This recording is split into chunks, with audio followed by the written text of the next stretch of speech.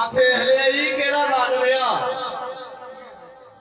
ते कुछ दे हथों अज हथ दे रहे जाती वार नहीं हथ च गल रहा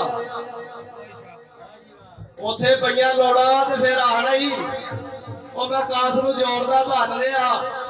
दिन रात दे विच तैयारियां ने कसूर वध भी बिस्तरे बंद रहा दो त्रै भाई ये चौधरी